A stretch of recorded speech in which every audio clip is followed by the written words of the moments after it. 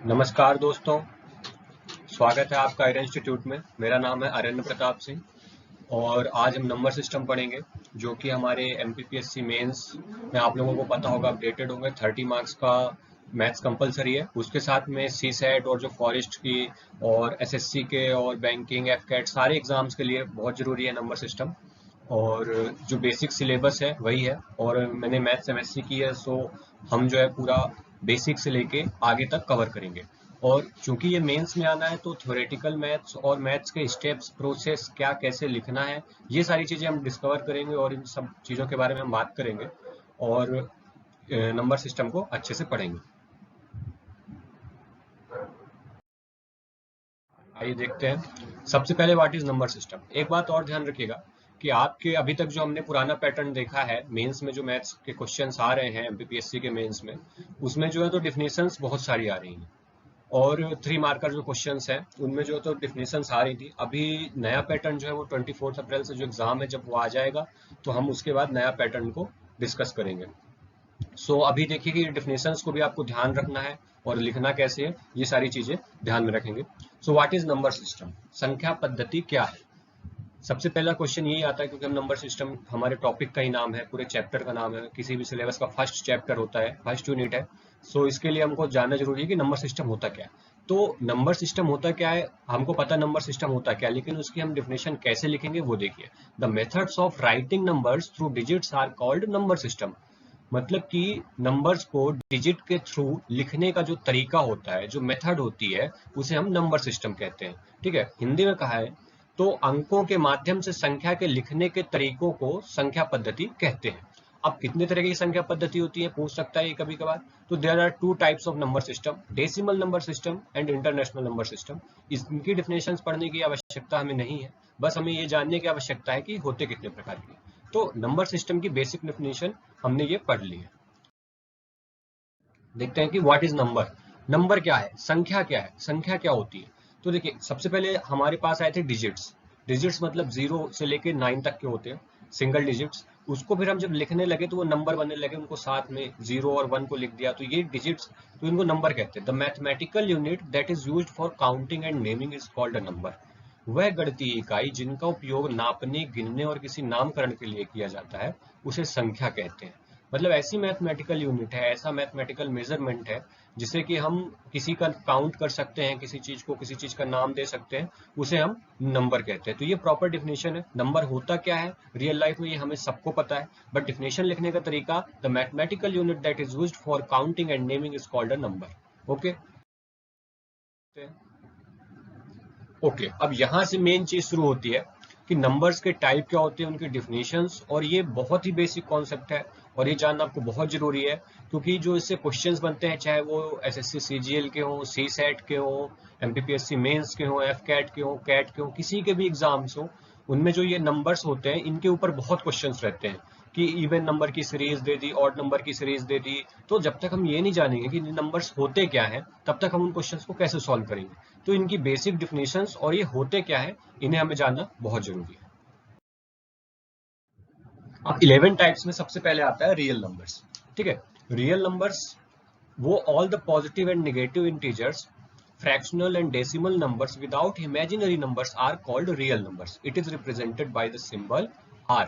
ठीक है, हिंदी में पढ़ें, वास्तविक संख्याएं सभी धनात्मक और ऋणात्मक पूर्णांक बिना काल्पनिक संख्याओं के, भले वह भिन्नात्मक और दशमलव संख्याएं हो, वास्तविक संख्याएं कहलाती है। इसे आर चिन्ह द्वारा दर्शाया जाता है। ठीक है, ये हमारी प्रॉपर डिफिनेशन हो गई कि उसके अंदर रियल नंबर्स के अंदर डेसिमल वाले नंबर्स भी आते हैं और फ्रैक्शनल नंबर भी हो गए, निगेटिव इंटीजर भी हो गए और पॉजिटिव इंटीजर्स भी हो गए। ठीक है, तो अगर हम इसे शॉर्ट में कहें तो real numbers is like minus infinity two plus infinity. ठीक है, इसके अंदर हर तरीके की चीजें हो जाएंगी, हर तरीके की चीजें होंगी। उसमें डेसिमल नंबर्स भी हो सकते हैं, फ्रैक्शन नंबर हो सकते हैं। देखिए अगर हम सीधा सीधा समझे तो रियल नंबर्स वो नंबर्स हैं, एवरीथिंग इज रियल, जब तक कि हम इमेजिनरी नंबर्स या कॉम्प्लेक्स नंबर्स की बात नहीं करते हैं। इमेजिनरी नंबर्स आयोटा से रिप्रेजेंट किया जाता है, आपको पता है। जब रूट के अंदर में नेगेटिव नंबर आ जाता है उसे हम कहते हैं इमेजिनरी नंबर या फिर कॉम्प्लेक्स नंबर। तो उस कॉम्प्लेक्स नंबर या इमेजिनरी नंबर को छोड़ के सारे के सारे नंबर रियल नंबर्स कहलाते हैं। वो भले ही डेसिमल हो, कंपोजिट हो, ऑड हो, इवन हो, इंटीजर्स हो, कैसे भी हो, वो सब के सब रियल नंबर्स हैं। केवल अनरियल या फिर बोले कि इमेजिनरी नंबर्स को छोड़ दिया जाए तो सारे के सारे नंबर रियल नंबर्स होते हैं। ठीक है, ये हमारी हो गई डेफिनेशन। और इसकी जो हम इसका रेंज कर ले वो होती है minus infinite two plus infinite. ठीक है, इसमें सारे नंबर्स आ जाएंगे -1, -2, -3, -1/2, -1/3, +1/3, और पॉजिटिव का हो चाहे निगेटिव का हो, फ्रैक्शन हो, या 1.2 भी एक रियल नंबर है। ऐसे करके ये सारे के सारे रियल नंबर्स होते हैं। ठीक है, आगे चलते आगे कॉम्प्लेक्स नंबर्स। कॉम्प्लेक्स नंबर अभी अभी मैंने बताया कि रियल नंबर्स का जस्ट अपोजिट। मतलब अगर हम नंबर्स को डिवाइड करना चाहें तो बेसिकली दो तरीके के ही होते हैं, रियल नंबर और कॉम्प्लेक्स या इमेजिनरी नंबर। कॉम्प्लेक्स इमेजिनरी से थोड़ा सा ऊपर का उठ के इमेजिनरी नंबर पूरी तरीके से इमेजिनरी होता है। कॉम्प्लेक्स नंबर में रियल प्लस इमेजिनरी हो जाता है, बट वो भी कहीं ना कहीं रियल का उल्टा माना जाता है कॉम्प्लेक्स नंबर। ठीक है, इसकी डेफिनेशन पढ़ते हैं। A number that is in the form of a plus bi is called complex numbers, where a and b should be a real number and I is an imaginary number. Examples दिए हैं 4 plus 4i। Okay, तो इसमें 4 plus 4i में देखिए आप 4 एक real number है, plus 4i में जो i के इनटू में लिखा हुआ है वो भी 4 है, बट आयोटा जो है, आयोटा को हम इमेजिनरी नंबर कहते हैं। इमेजिनरी के फर्स्ट वर्ड आई से ही बना हुआ है आयोटा, और इसकी वैल्यू होती है √(-1). ठीक है, -2 + 3i, ये सारे कॉम्प्लेक्स नंबर्स हैं। इसमें ए और बी यानी कि जो हमने फर्स्ट रियल पार्ट लिया, ये सारे रियल नंबर्स ही होंगे, और इस पूरे नंबर को हम कॉम्प्लेक्स नंबर कहेंगे। हिंदी में इसकी डेफिनेशन देखते हैं। सम्मिश्र संख्याएं वह संख्याएं जिसे a + bi के रूप में लिखा जाता है, जहां a और b वास्तविक संख्या है और i एक काल्पनिक यानी इमेजिनरी नंबर है। सम्मिश्र संख्या c के रूप में जानी जाती है, 4 + 4i, और एग्जांपल्स लिखे हुए आपके सामने। ठीक है, तो रियल नंबर्स का जस्ट उल्टा हो गया कॉम्प्लेक्स नंबर, और कॉम्प्लेक्स नंबर में हमारा एक इमेजिनरी पार्ट भी ऐड हो जाता है रियल के साथ में। ठीक है, सो हम ये कह सकते हैं कि एवरी रियल नंबर को कॉम्प्लेक्स नंबर हम कह सकते हैं, और एवरी, हाँ कह सकते हैं। देखिए, अगर आपने कहा कि लिखा हुआ है 3, ये बहुत जरूरी चीज है, 3 लिखा हुआ है, तो यह एक रियल नंबर भी है लेकिन ये कॉम्प्लेक्स नंबर भी है। क्यों कॉम्प्लेक्स नंबर है? क्योंकि मैं इसको 3 + 0i लिख सकता हूँ ना। इस 0i की तो कोई वैल्यू नहीं है, बट मैं इसको लिख सकता हूँ ना इस फॉर्म में। जस्ट बिकॉज मैं इसको इस फॉर्म में लिख सकता हूँ, इसलिए कॉम्प्लेक्स नंबर भी कहलाएगा।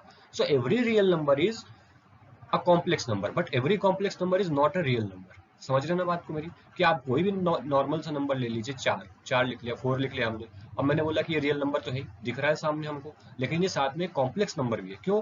क्योंकि इसको हम इस फॉर्म में लिख सकते हैं, और जस्ट बिकॉज हम लिख सकते हैं इस फॉर्म में, देखिए डेफिनेशन में भी लिखा हुआ number that is in the form of a + bi, जिसको हम इसके फॉर्म में लिख सकते हैं उसे हम कहते हैं कॉम्प्लेक्स नंबर। तो every real number is a complex number, ये बात भी आपको ध्यान रखनी है। चलिए, इसके बाद आता है नेचुरल नंबर। ठीक है, अब नेचुरल नंबर्स क्या होते हैं? Natural numbers are known as counting numbers that contain the positive integers from 1 to infinity. The set of natural number is denoted as n and it includes n equal to, ये set होता है। Natural number एक ऐसा set है जो कि 1 से start होता है और इंटीजर्स ही होते हैं, इसमें डेसिमल और फ्रैक्शन नहीं होते हैं। तो केवल इंटीजर्स होते हैं इसमें, और 1 से स्टार्ट होता है, निगेटिव नहीं होता है, 0 नहीं होता है, और इन्फिनिटी तक जाता है, उसे हम नेचुरल नंबर कहते हैं। ठीक है, इसे हम हिंदी में कहते हैं प्राकृत संख्याएं। प्राकृत संख्याएं ऐसी गिनती संख्याएं कहलाती है जिनमें 1 से अनंत तक धनात्मक पूर्णांक होते हैं। प्राकृत संख्याओं के समुच्चय को n के रूप में दर्शाया जाता है। ठीक है, तो हमको ये याद रखना है, नेचुरल नंबर की जो रेंज हो गई वो क्या हो गई, 1 to infinity। सीधा इतना याद रखना हमको, इससे हमारा काम बन जाएगा। नेचुरल नंबर हमारे दिमाग में, उसको फिर हम डेफिनेशन के फॉर्म में लिखना है तो वो लिखी हुई डेफिनेशन आप लिख सकते हैं, बट मेन चीज क्या है कि 1 से लेके इन्फिनिटी तक जाती है, इसे हम कहते हैं नेचुरल नंबर्स। नंबर्स के आगे आता है अपना होल नंबर्स। ठीक है, अब नेचुरल नंबर था ना, अब उसमें एक चीज और ऐड कर दीजिए आप, 0। ठीक है, उसी सेट में आपने एक नंबर, सिर्फ एक नंबर एक्स्ट्रा ऐड करना है, 0, तो वो जो नया सेट बनेगा उसे हम कहते हैं होल नंबर। ठीक है, अब होल नंबर की जो डिफिनेशन होती है, whole number are known as non-negative integer and it does not include any fractional or decimal part. It is denoted as w and the set of whole number includes w equal to 0 1 2 3 4 5 and so on. So आप देखिए इसमें क्या definition में difference क्या आया है कि non negative integers कह दिया यहाँ पे, वहां पे क्या बोला था, पॉजिटिव इंटीजर्स। फर्क देखिएगा, 0 को हम ना निगेटिव नंबर कहते हैं ना पॉजिटिव। 0 कांट भी निगेटिव एंड कांट भी पॉजिटिव। ठीक है, 0 एक और न्यूट्रल नंबर कह सकते हैं उसे, वो न्यूट्रल है, ठीक है। तो अभी जब हम नेचुरल नंबर पढ़ रहे थे तो वहां पे लिखा था कि natural number are known as positive integer, मतलब 1 से स्टार्ट हो रहा था, जीरो नहीं ऐड कर रहे थे।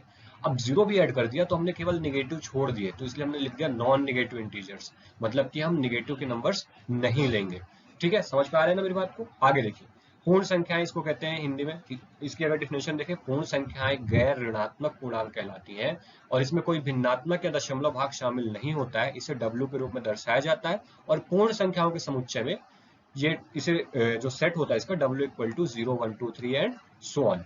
तो इसका जो हमारा रेंज हुआ क्या हुआ, 0 टू प्लस का इन्फिनिटी, ठीक है। ये हमारी हो गई। नेचुरल नंबर क्या था, 1 टू इन्फिनिटी, ठीक है। तो इसमें क्या डिफरेंस आ गया ये हमको देख पा रहे हैं, ठीक है, कि उसमें डिफिनेशन में भी क्या डिफरेंस आया, नॉन नेगेटिव पॉजिटिव इंटीजर्स, बस एक ही चीज का डिफरेंस है, एक नंबर ऐड कर दिया 0, तो थोड़ा सा जो डिफिनेशन है वो मोल्ड हो गई है, उसके अलावा कुछ भी नहीं है एक्स्ट्रा इसमें, ठीक है।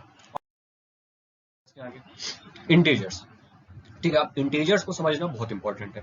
Integers are the set of all whole numbers but it includes a negative set of natural number also, ठीक है। ये एक लिखने के लिए है, हमारी डेफिनेशन जो लिखा जाता है तो उसमें क्या है कि होल नंबर सारे लेना है और निगेटिव इंटीजर्स भी लेना है, ठीक है। अब देखिए, आपने इंटीजर, जब हम होल नंबर और नेचुरल नंबर की डेफिनेशन पढ़ रहे थे उस टाइम पे हमने देखा कि हम भी जब डेफिनेशन लिख रहे होते हैं तो set of positive integer, set of non negative integers या सेट ऑफ नेगेटिव इंटीजर्स। अब इंटीजर्स की जब डिफिनेशन लिख रहे हैं तो set of all whole numbers plus non negative, sorry negative set of natural numbers, ऐसा कर देते हैं। तो हम कहीं ना कहीं एक दूसरे जो नंबर्स हैं उन्हीं की सहायता से, उन्हीं की हेल्प में दूसरे जो नंबर्स हैं उनका जो है डिफिनेशन लिख रहे हैं, ठीक है। लेकिन गौर कीजिए कि इंटीजर्स होते क्या है, समझने के लिए मैं आपको बता रहा हूँ कि इंटीजर्स ऐसी चीज होती है जिनमें डेसिमल नहीं हो और फ्रैक्शन नहीं हो, ठीक है, मतलब वो अपने आप में पूरा नंबर हो, समझ रहे हैं आप।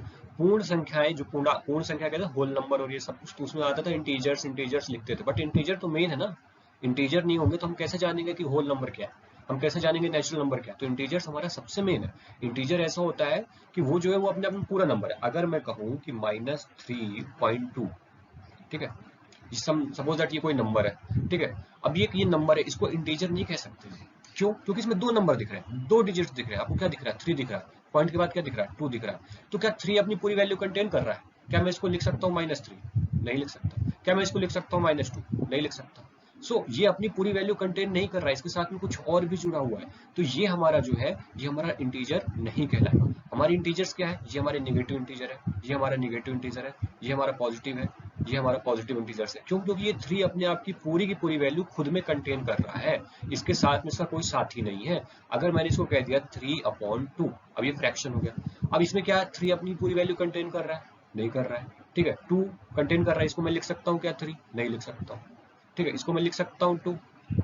नहीं लिख सकता हूँ, ठीक है। तो ये अपनी वैल्यू कंटेन नहीं कर रहे हैं। इसको मैं लिख सकता हूँ 1.5 ज्यादा से ज्यादा, ये भी इंटीजर नहीं है। क्यों? क्योंकि ना इसमें 1 की कोई वैल्यू है, ना इसमें 5 की कोई वैल्यू है। इसमें 1.5 एक वैल्यू है जो कि एक अपना खुद का अलग, जिसको हम 1.5 कहते हैं, वो एक अलग वैल्यू कंटेन कर रही है। तो ये होते हैं हमारे इंटीजर्स जो अपने आप में खुद की वैल्यू पूरी कंटेन करें, उसके साथ में कुछ नहीं हो, उसके साथ आगे पीछे कुछ नहीं हो, उसके फ्रैक्शन में कुछ नहीं हो, तो वो इंटीजर्स कहलाते हैं। अब इंटीजर्स हमारे दो तरीके के होते हैं। निगेटिव साइन के साथ जो इंटीजर्स होते हैं हम उन्हें निगेटिव इंटीजर्स कहते हैं, और जो पॉजिटिव साइन के साथ होते हैं उन्हें हम पॉजिटिव इंटीजर्स कहते हैं, ठीक है। तो इसको हम कह सकते हैं माइनस इनफाइनाइट से इसकी जो होती है प्लस इनफाइनाइट, इतनी होती है रेंज, ठीक है, ये इन्फिनिटी से। और इसमें जो डेसिमल्स और फ्रैक्शंस जितने हैं उतने हमें रिमूव कर देना है। ये जो आपको रेंज है बिल्कुल सेम टू सेम दिख रही है, कैसे रियल नंबर की तरह, ठीक है। अब रियल नंबर और इंटीजर्स में क्या डिफरेंस हो गया? रियल नंबर में हम डेसिमल्स, फ्रैक्शन सब कुछ ऐड कर सकते हैं, इंटीजर्स में हम ये सब कुछ ऐड नहीं कर सकते हैं। वहां पे केवल इमेजिनरी को छोड़ना था, यहाँ पे हमें इमेजिनरी को भी छोड़ना है, हमें यहाँ डेसिमल्स को भी छोड़ना है, यहाँ हमें और फ्रैक्शन नंबर्स को भी छोड़ना है। यहाँ हमें सबको छोड़ के केवल ऐसे नंबर्स जो अपने आप में पूरी वैल्यू कंटेन कर रहे हो उन नंबर्स को हम कहते हैं इंटीजर्स। पूर्णांक सभी पूर्ण संख्याओं का समुच्चय होता है, लेकिन इसमें प्राकृत संख्याओं का एक ऋणात्मक समुच्चय भी शामिल होता है ना। मतलब कि देखिए, होल नंबर क्या थे? 0 से लेके इन्फिनिटी तक। और इसमें मैंने बोला कि नेगेटिव इंटीजर्स क्या कहलाएंगे? माइनस इन्फिनिटी से लेके -1, ठीक है। तो अब देखिए, ये यहाँ से यहाँ तक आए, फिर ये ऐड हुआ और फिर यहाँ से यहाँ तक गए, तो ये तो पूरे नंबर से ऐड हो गए। कौन से कौन तक? Minus infinity to positive infinity, ठीक है। तो ये नंबर जब पूरे के पूरे ऐड हो गए हैं तो इसकी वजह से ये हमारे क्या हो जाएगी, पूरी इसकी जो रेंज हो जाएगी माइनस इन्फिनिटी से प्लस इन्फिनिटी हो जाएगी। ठीक है, तो आपको इतना ध्यान रखना है रेंज इसकी, और दूसरी चीज आपको ये ध्यान रखना है कि कहाँ से कहाँ कितना जा रहा है और फर्क कितना है। ठीक है, इंटीजर्स और रियल नंबर। आगे आता है हमारा rational numbers. Or any number that can be written as a ratio of one number over another number is written as rational number। कोई भी नंबर जिसे हम न्यूमरेटर अपॉन डिनोमिनेटर के फॉर्म में लिख सकते हैं उसे हम रेशनल नंबर कहते हैं। ठीक है, this means that any number that can be written in the form of p upon q, the symbol q represent the rational number. Hindi में इसकी अगर हम डेफिनेशन देखें, परिमेय संख्या है कोई भी संख्या जिसे एक संख्या के अनुपात के रूप में दूसरी संख्या के रूप में लिखा जा सकता है उसे परिमेय संख्या के रूप में लिखा जाता है। इसका मतलब है कि कोई भी संख्या जिसे p अपॉन q के फॉर्म में लिखा जा सकता है उसे रेशनल नंबर कहते हैं, परिमेय संख्या कहते हैं, और इसे q के द्वारा डिनोट किया जाता है। तब देखिए, रेशनल नंबर वो सारे के सारे रियल नंबर्स होते हैं। और मेन क्या है ना कि रेशनल नंबर की डेफिनेशन हमको समझने की या पढ़ने की उतनी जरूरत नहीं है। अगर हम कहें कि इरेशनल नंबर पढ़ लो और उसके बाद तुम रियल माइनस इरेशनल नंबर कर दो तो रेशनल अपने आप समझ में आ जाता है। ठीक है, अब देखिए रेशनल नंबर है कि सारे ऐसे नंबर जिनको हम p अपॉन q के फॉर्म में लिख सकते हैं। तो जितने भी रियल नंबर या जितने इंटीजर्स हैं उनको तो मैं लिख ही सकता हूँ। ठीक है, क्यों? क्योंकि थ्री है ना, इसको मैं लिख सकता हूँ 3 अपॉन 1, 2 है ना, मैं इसको लिख सकता हूँ 1। तो ये तो सारे रेशनल नंबर है, दिख ही रहे हैं। ठीक है, अब मैंने कहा 1.5 है, इसको भी तो मैं लिख सकता हूँ। क्यों? क्योंकि 1/5 को मैं लिख सकता हूँ, 3/2 लिख सकता हूँ, 15/10 लिख सकता हूँ। ऐसे करके कितनी सारी तरीकों से मैं इसे लिख सकता हूँ। तो इसे मैं p अपॉन क्यू के फॉर्म में तो लिख सकता हूँ। तो ये सारे के सारे नंबर तो रेशनल नंबर ही होंगे। ठीक है, अब देखिए इरेशनल नंबर क्या होते हैं। ठीक है, ये तो हमारा क्या हो गया, रेशनल नंबर, कि जो कि हम रेशियो या न्यूमरेटर अपॉन डिनोमिनेटर के फॉर्म में नहीं लिख सकते हैं, उसे हम p से दिखाते हैं और उसे हम कहते हैं रेशनल नंबर। अब देखिए यहाँ पे आपको समझ में आएगा पूरी तरीके से कि इरेशनल नंबर क्या होते हैं। अब आपने कभी पढ़ा होगा छोटी क्लासेस में कि बार वाली नंबर्स की 1/33333 और ऐसा हम कर देते हैं बार, मतलब ये नंबर्स रिपीट हो रहे हैं पॉइंट के बाद में, मतलब 1.3333 डैश डैश ये रिपीट हो रहा है। अब इनको मैं क्या लिखूंगा, अगर 1/3 बस इतना होता मैं लिख देता इसे 13/10 लिख देता, ये हो जाता p अपॉन क्यू के फॉर्म में। अगर ये होता 1/33 सपोज है, डेसिमल के बाद 2 नंबर्स तो पॉइंट हटता है यहाँ से, और हटने के बाद यहाँ पे कितने जीरो आ जाते, 000 आ जाते, तो इसे मैं लिख सकता था। बट ये नंबर्स को मैं कैसे लिख सकता हूँ जब मुझे पता ही नहीं कि यहाँ पे कितने नंबर्स जा रहे हैं। ठीक है, तो ये एक इरेशनल नंबर है। और बहुत ही मेन, जो हमारा सबसे मेन इरेशनल नंबर होता है जो कि सबको पता है कि वो होता है पाई। ठीक है, जो हमारा पाई है वो एक इरेशनल नंबर है। क्यों? क्योंकि जो पाई की वैल्यू होती है वो 22/7 जो है वो रियल वैल्यू नहीं है। ठीक है, 22/7 ने लिख दिया क्या सर, आपने तो बोला था कि p अपॉन क्यू के फॉर्म में लिख सकते हैं, तो पाई इक्वल टू तो 22/7 हुआ, तो ये तो p अपॉन क्यू के फॉर्म में नहीं। 22/7 कभी भी मैथमेटिकल उसमें एग्जैक्ट वैल्यू नहीं मानी जाती है, उसकी एग्जैक्ट वैल्यू होती है 3.14 एंड सो ऑन। ठीक है, इसके बाद किसी ने जो है तो 10 डिजिट्स तक निकाला है, वो जापान के इंजीनियर ने पूरी वो मतलब लगभग 2000 डिजिट्स तक निकाल दिया है, और इसके आगे भी निकाली जा सकती है इनकी वैल्यू।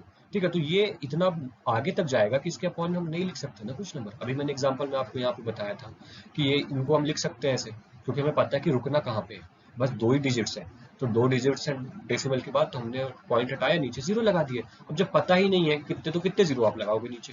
सो इसे हम कहते हैं रेशनल नंबर। तो ये हमारा इरेशनल नंबर है। तो अब इरेशनल नंबर जब समझ गए हम, तो अब समझ में आ गया कि रेशनल नंबर किसे कहते हैं। ठीक है, रेशनल नंबर सारे नंबर जिनको p अपॉन q के फॉर्म में लिख सकते हैं। आगे देखते हैं इवन नंबर्स, इससे आप सब बहुत अच्छे से परिचित होंगे। The numbers which are exactly divisible by 2 are called even numbers. These can be positive or negative integers. ये integers ही होते हैं even numbers सारे। और ये सम संख्याएं कहते हैं जो 2 से पूर्णतः विभाजित होती है, डेफिनेशन के लिए इसे ये कहते हैं। और धनात्मक और ऋणात्मक पूर्णांक दोनों हो सकते हैं, आपको पता है 2, 4, 6, 8 ऐसे जा सकते हैं, ये इवन नंबर्स होते हैं। इसके बाद हमारा तो ऑड नंबर्स। तो ऑड नंबर्स में क्या होता है, जो कि 2 से डिविजिबल नहीं होते हैं डेफिनेशन के तौर पे, और 1, 3, 5 और माइनस में भी नेगेटिव इंटीजर्स भी हो सकते हैं, -1, -3, -5, -9 ऐसे करके ये नंबर हमारे ऑड नंबर्स कहलाते हैं। ठीक है, और इवन नंबर्स की भी एक सीरीज होती है। अब देखिए प्राइम नंबर्स, ये मेन है। Prime numbers are the numbers that have 2 factors only. Okay, 1 and the number itself. मतलब कि प्राइम नंबर्स हैं जिसके 2 ही फैक्टर हो सकते हैं, एक तो वो खुद और दूसरा वो नंबर और एक। ठीक है, मतलब कि 1 और खुद के अलावा किसी से डिविजिबल नहीं हो। In other words the number which is divided by 1 and the number itself is called prime numbers. अभाज्य संख्याएं, नाम से पता पड़ रहा है, हिंदी में जो नाम लिखा अभाज्य, वो बहुत ही मतलब इसके लिए सुटेबल नाम है। अभाज्य संख्याएं वो संख्याएं होती है जिनके केवल दो गुणनखंड होते हैं, टू फैक्टर्स, यानी एक वो और दूसरा खुद संख्या। ठीक है, अब देखिए इसकी जो सीरीज होती है वो 2 से स्टार्ट होती है। 2 खुद से डिविजिबल है और 1 से डिविजिबल है, 3 खुद से डिविजिबल है और 1 से, 2 3 5 7 9 नहीं आता है। ये याद रखिएगा कि ये क्या होता है, हमेशा ये ज्यादा हम दिक्कत देते हैं कि इवन नंबर्स और प्राइम नंबर्स को हम जो है रिलेट कर लेते हैं, तो ये 3 5 7 और 9 ऐड करते हैं। नहीं, 9 3 से डिविजिबल है, ठीक है, 9 खुद से तो है ही, 1 से भी है, लेकिन उसके साथ साथ में वो 3 से भी डिविजिबल है, 3 3 जा 9 होता है, तो इसलिए हम 9 प्राइम नंबर नहीं कह सकते। 11, फिर 13 15, याद रखिएगा 15 भी प्राइम नंबर नहीं है। उसके बाद 17 19, ऐसे हम बढ़ते चले जाएंगे, तो ये होते हैं हमारे प्राइम नंबर्स। ठीक है, ये भी एक सीरीज हो गई, मतलब इवन नंबर हो गए, ऑड नंबर हो गए और प्राइम नंबर, ये एक सीरीज वाले नंबर्स होते हैं। इनकी रेंज डोमेन इन्हें एक सेट के रूप में हम शायद नहीं दर्शा सकते हैं, बट ये एक सीरीज वाले नंबर्स कहलाते हैं। और इसके पहले जो हमने नंबर्स पढ़े थे उनकी रेंज होती है, मतलब वो सारे कंटेन होते चले जाते हैं एक तरीके से, और वो माइनस इन्फिनिटी प्लस इन्फिनिटी, 0 से स्टार्ट हो रहा है, कोई 1 से स्टार्ट हो रहा है, ऐसे करके, तो उनकी रेंज होती है। फिर ये आते हैं हमारे सीरीज वाले नंबर। इसके बाद आता है कंपोजिट नंबर।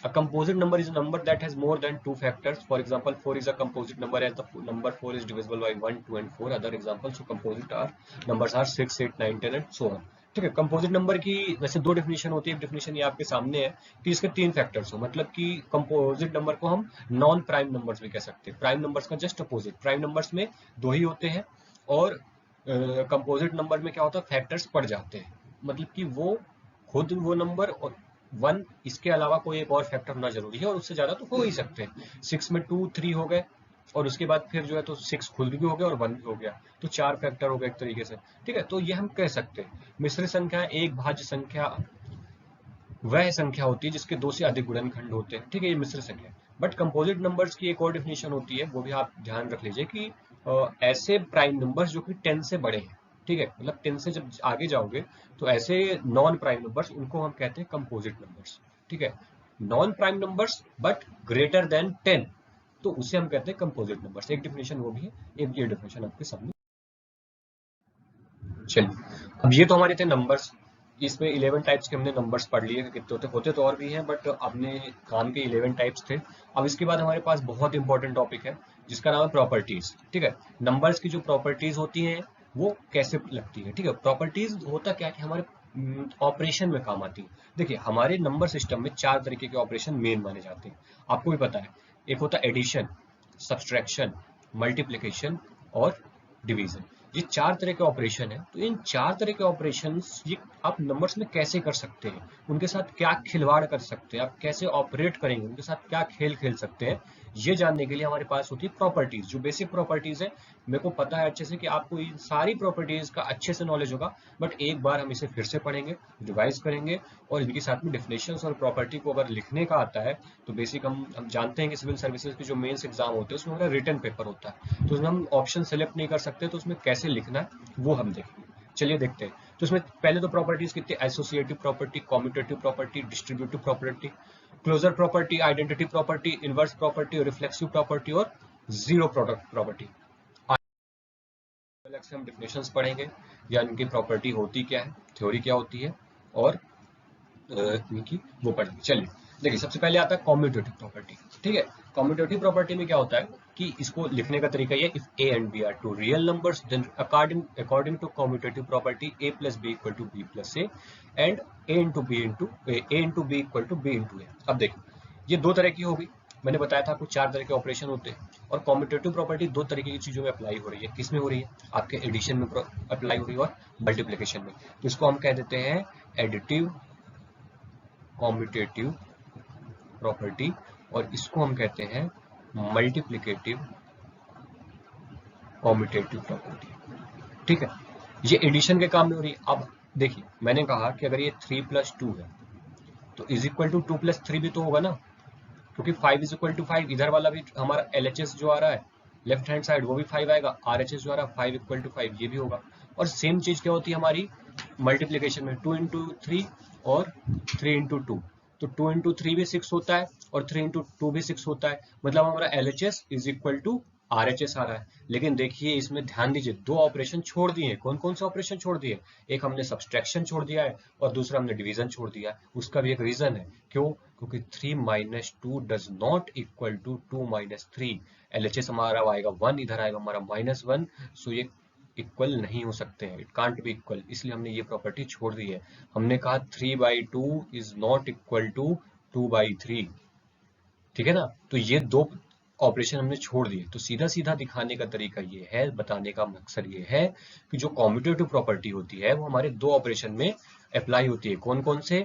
एक तो हो गया एडिशन और दूसरा हो गया हमारा सब्सट्रैक्शन, एडिशन और दूसरा हो गया मल्टीप्लिकेशन, ठीक है। तो इसका मेन ये आपको पता होगा ये सारी चीजें कि हाँ कैसे अप्लाई होता है, अभी तक नंबर्स करते आ रहे थे तो ये कैसे करते हैं, बट ये ध्यान रखेंगे आप। प्रॉपर्टी पढ़ते हैं हम एसोसिएटिव प्रॉपर्टी, ठीक है। अब एसोसिएटिव प्रॉपर्टी में क्या है कि तीन तरह की प्रॉपर्टी है, ठीक है, सॉरी तीन तरह के रियल नंबर्स हैं ए बी सी। तो उनको हम अगर a प्लस बी को पहले ऐड करके और बाद में हम c को ऐड करें, तो a प्लस बी और c को हमने अलग कर दिया तो c बुरा नहीं मानेगा, और a को अलग किया तो a बुरा नहीं मानेगा, मतलब कि ये दोनों इक्वल ही आएंगे, ठीक है। इसको एग्जांपल से अगर हम समझें तो एग्जांपल में हम देखेंगे कि अगर हम लिखा 1 + 2 + 3 और इधर भी हमने लिखा 1 + 2 + 3। अब देखिए मैंने बोला कि पहले 1 और 2 को ऐड कर दो, 3 को जाने दो, तो 3 बुरा नहीं मानेगा, देखना है ना। 2 + 1 कितना हुआ? 3 + 3। और मैंने कहा पहले 2 + 3 को ऐड कर दो और 1 को जाने दो, तो 1 + 5। अब इधर कितना है? LHS 6, RHS कितना है? 6, बराबर आ गए ना। तो इसमें ना 3 बुरा माना ना 1 माना, मतलब आप पहले किन्हीं दो नंबर्स को ऐड कर लें, उसके बाद तीसरे नंबर को ऐड करें तो वो बराबर ही रहेगा, आप किसी भी। और यही सेम चीज सी के साथ भी अप्लाई होती है। मैंने कहा मैंने पहले 1 और 2 3 को ऐड किया, ठीक है, तो 1 और 3 कितना हो गया? 4, और 4 + 2 कितना आया? 6 ही तो आएगा। और मैंने कहा इधर 1 और 3 को, अच्छा वो तो बता दिया, सी के साथ भी वही अप्लाई होगा, ओके। तो मतलब कि आप सी को एक बार अकेला छोड़ो, एक बार ए को अकेला छोड़ो, एक बार बी को अकेला छोड़ो, आपका जो नंबर है वो हमेशा सेम आएगा एडिशन में। और यही सेम चीज लगती है हमारी किसमें? मल्टीप्लिकेशन में, ठीक है। मल्टीप्लिकेशन में भी आप तीन तरह की, तीन चीजों का मल्टीप्लिकेशन एक साथ लिखा हुआ है या चार चीजों का मल्टीप्लिकेशन एक साथ लिखा हुआ है, तो आप किन्हीं भी दो का जोड़ा बना के, तीन का जोड़ा बना के पहले मल्टीप्लिकेशन कर ले और बाद में फिर वो करें तो उसका कोई फर्क नहीं पड़ेगा, है ना। मतलब कि आप जो है तो लिखा है 1 × 2 × 3 × 4, ये लिखा है। अब मैंने कहा पहली बार मैंने केवल 1 का 2 और 3 और 4 का किया। चलिए अच्छा 1 को हटा दीजिए, एक सेकेंड। हमने कहा कि चलिए सपोज दैट 1 हटा दिया हमने, ठीक है। अब 1 हटाने के बाद हमने देखा कि ये क्या बन गया हमारा नंबर, कि हमने पहले 2 और 3 का मल्टीप्लाई किया, कितना होता है? 2 3 6 × 4, ये कर दिया। और मैंने कहा पहले 3 और 4 का किया, तो क्या हुआ? 12 × 2। और मैंने कहा पहले 4 और 2 का किया, मतलब 8 × 3, ठीक है। तीन जोड़े बना लिए मैंने, इसका इसका बनाया, इसका इसका बनाया और इसका इसका बनाया, और एक एक नंबर छोड़ दिया। देखिए तीनों का इक्वल आएगा, कितना? 24, 24 और ये 24। तो ये हमारा नंबर होता है। और ये भी ध्यान रखिएगा कि ये जो प्रॉपर्टी है ये भी हमारे दो ही ऑपरेशन यानी एडिशन और मल्टीप्लिकेशन में ही लगती है, और इसके अलावा सब्सट्रैक्शन और डिवीजन में नहीं लगती है, ठीक है। तो ये चीज हम ध्यान रखेंगे। एसोसिएटिव प्रॉपर्टी होती क्या है ये तो आपको समझ में आ गया होगा। अगली प्रॉपर्टी हमारी आती है डिस्ट्रीब्यूटिव प्रॉपर्टी। डिस्ट्रीब्यूटिव प्रॉपर्टी में होता क्या है, इसमें मल्टीप्लिकेशन और एडिशन दो तरह के अगर साथ में हमारे क्या होते हैं ऑपरेशन लगे हो तो वो डिस्ट्रीब्यूट हो जाता है। मतलब कि अगर लिखा हुआ है 3, ठीक है, और इसके इनटू में मैंने किया, अंदर कुछ लिख दिया 5 + 6, तो वैसे हम इसका डायरेक्ट करेंगे तो क्या होगा? 3 × 5 + 6 11, कितना आ गया? 33, ये आ गया। बट डिस्ट्रीब्यूटिव प्रॉपर्टी के हिसाब से करेंगे तो 3 5 के पास भी जाएगा और 3 6 के पास भी जाएगा, मतलब दोनों में बटेगा और बराबरी से बटेगा, मतलब 3 × 5 भी होगा प्लस 3 × 6 भी होगा। 5 3 15 plus 18 is equal to 33, same ही आ रहा है, ठीक है। तो ये हमारा था डिस्ट्रीब्यूटिव प्रॉपर्टी, कि हमने एक नंबर लिया जो कि एडिशन में है और ब्रैकेट के अंदर जो कि मल्टीप्लिकेशन में और ब्रैकेट के अंदर अगर एडिशन में है तो वो दोनों के साथ बराबरी से मल्टीप्लाई होगा, इसे हम कहते हैं प्रॉपर्टी। इसके बाद आता है हमारा क्लोजर प्रॉपर्टी। क्लोजर प्रॉपर्टी ये कहती है कि अगर आप दो नंबर को ऐड करोगे तो तीसरा भी एक नंबर ही आएगा, रियल नंबर ही होगा। मतलब सीधी भाषा में हम इसे कहें कि अगर हमने 1 और 2 को ऐड किया है तो ऐसा नहीं कि कॉम्प्लेक्स नंबर आ जाएगा, वो आएगा एक रियल नंबर ही 3, ठीक है, हमने 3 और 6 को ऐड किया है तो वो 9, वो भी एक रियल नंबर ही होगा। ये क्लोजर प्रॉपर्टी है, इसे लिखने का एक तरीका होना चाहिए, बाकी आपको ये बेसिक्स। इसके बाद आता आइडेंटिटी प्रॉपर्टी। अब ये हमारा बहुत ही मेन है, ये जो आइडेंटिटी और इनवर्स होता है ये आपको पता, हायर मैथमेटिक्स में भी बहुत काम की चीज होती है। हर जगह आइडेंटिटी प्रॉपर्टीज हम पढ़ते हैं, जब अलजेब्रा पढ़ेंगे हायर क्लासेस में और बाकी भी। तो ये आइडेंटिटी प्रॉपर्टी क्या होता है कि आइडेंटिटी, जैसा नाम से पता चल रहा है कि उसको खुद की आइडेंटिटी चाहिए। ठीक है, अब मैंने बोला इसमें दो तरीके की आइडेंटिटी होती है। ठीक है, मैंने अभी बताया था पीछे भी प्रॉपर्टीज की तरीके जो होते हैं, तो उसमें दो तरह की आइडेंटिटी होती है, एक होती है एडिटिव और एक होती है मल्टीप्लिकेटिव। ठीक है, अब दोनों ऐसी आइडेंटिटी है, वो कह रहा है कि मैं जो नंबर हूँ, ठीक है, ठीक है, ये जो डेफिनेशन लिखी है वो तो ठीक है, मैं आपको समझा रहा हूँ कि मैं कह रहा हूँ कि एक नंबर है, सपोज दैट सी एक नंबर है। ठीक है, अब मैंने बोला कि इसकी आइडेंटिटी चाहिए मेरे को कि ये सी ही बचे, है ना, मतलब कि ये सी ही होना चाहिए। अब अगर मैं एडिटिव आइडेंटिटी की बात कर रहा हूं तो मैं बोलूंगा कि इसमें ऐसा कौन सा नंबर ऐड कर दूं मैं कि आप बताओ सी आ जाए। तो वो एक नंबर जीरो ही हो सकता है। आप मुझे बताएं जीरो के अलावा कोई एक ऐसा नंबर जिसको मैं सी से ऐड करूं तो आंसर सी ही आए, उसकी आइडेंटिटी बची रहे, उसमें कोई चेंज ना हो। तो आप नहीं बता पाएंगे, वो एक ही नंबर है जीरो। तो जीरो को हम कहते हैं एडिटिव आइडेंटिटी। किसको कहते हैं? जीरो को हम कहते हैं एडिटिव आइडेंटिटी। ठीक है, अब यही चीज हम मल्टीप्लिकेटिव आइडेंटिटी के साथ करें। मैंने बोला सी है, मेरे को सी ही चाहिए आंसर में। ठीक है, तो मैं बोलूं कि एक ऐसा नंबर बताइए जिसका मैं मल्टीप्लिकेशन सी के साथ करूं। ठीक है, मल्टीप्लिकेशन सी के साथ करूं और सी ही आंसर आए, तो वन ही होगा। वन के अलावा आप मुझे कोई ऐसा नंबर नहीं बता सकते हैं जिसका मैं सी के साथ मल्टीप्लिकेशन कर दूं तो मेरा आंसर सी आ जाए। तो इसलिए हम सी को क्या कहते हैं? Multiplicative identity.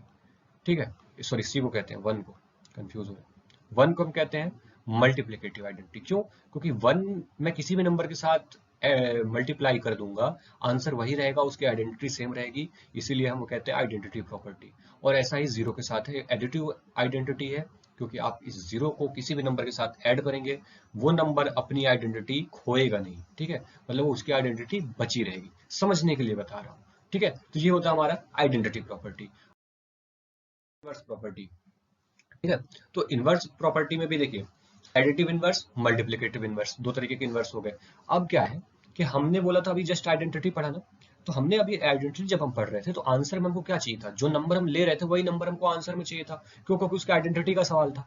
अब मैं बोल रहा हूँ कि अगर एडिटिव इनवर्स की बात कर रहा हूँ तो मेरे को आंसर में एडिटिव आइडेंटिटी चाहिए।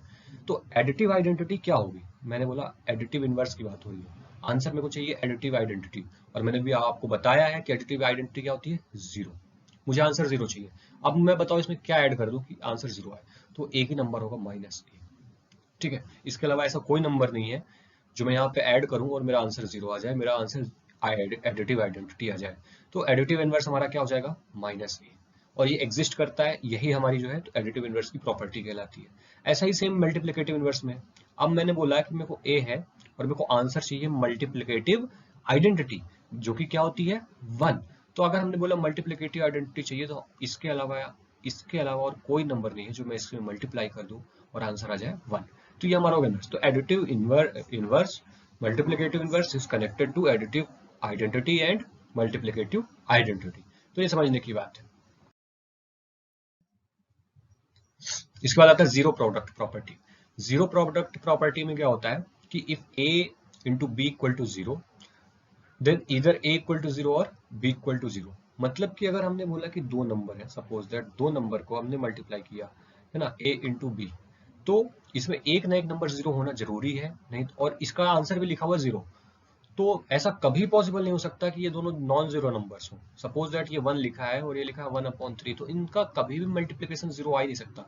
या तो ये जीरो होगा या तो ये जीरो, किसी एक को तो जीरो होना पड़ेगा मल्टीप्लिकेशन में आने का। क्योंकि अगर आपको जीरो आंसर चाहिए मल्टीप्लिकेशन में तो एक का जीरो होना जरूरी है।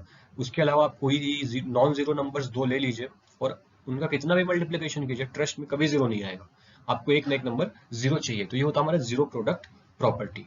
तो आज के लेक्चर में हम प्रॉपर्टीज तक पढ़ लिए। अभी हमारे नंबर सिस्टम में जो है तो हमारी डिविजिबिलिटी बची हुई है और हमारा इंटीग्रल पावर्स की पावर्स में जो क्वेश्चंस होते हैं उनको कैसे सॉल्व करना है, उनको लिखना कैसे है।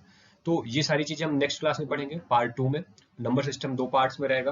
पहले पार्ट में हमने आज पढ़ा कि हमारे नंबर्स के टाइप कितने होते हैं, नंबर सिस्टम क्या होता है, नंबर्स क्या होते हैं, और उसके बाद हमारी ये सारी प्रॉपर्टीज। इसके बाद अगले पार्ट में हम पढ़ेंगे डिविजिबिलिटी, BODMAS रूल और इंटीग्रल पावर्स की कैसे सॉल्व करने हैं क्वेश्चंस। तो ये सारी चीजें हम पढ़ेंगे। और आपको ये मतलब एक बार रिवाइज करना बहुत जरूरी है कि 11 टाइप्स के नंबर हैं, उनकी डेफिनेशंस क्या है, उनकी रेंज क्या है। ये चीजें आपके दिमाग में एक बार बैठ जाएंगी ना, अच्छा ये नंबर ऐसा होता है, अच्छा ये नंबर्स ऐसे हैं, तो फिर उनकी डेफिनेशंस याद करने की जरूरत नहीं है। फिर आप उनको लिख सकते हो कि अच्छा ये सब कनेक्टेड है, क्योंकि जो डेफिनेशंस है वो सारी उन्हीं नंबर से बनी हुई है। कोई आप उठा के एक बार वापस जाएंगे और देखिएगा वीडियो को वापस से, तो आप देखेंगे जितनी भी डेफिनेशंस लिखी हुई है उनमें उन्हीं नंबर्स का जिक्र है।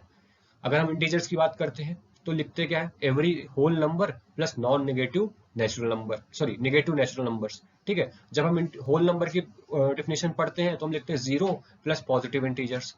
ठीक है, जब हम नेचुरल नंबर की बात करते हैं तो हम लिखते हैं पॉजिटिव इंटीजर्स। तो मतलब हम डेफिनेशंस जो लिखते हैं वो उन्हीं नंबर्स को उठा के ही लिख देते हैं डेफिनेशंस। तो समझने की चीजें आप बेसिक क्लियर करेंगे कि अच्छा ये नंबर ये होता है, ये नंबर ये होता है, तो धीरे धीरे आपको सब समझ में आ जाएगा, डेफिनेशंस आपको लिखने आने लगेंगी।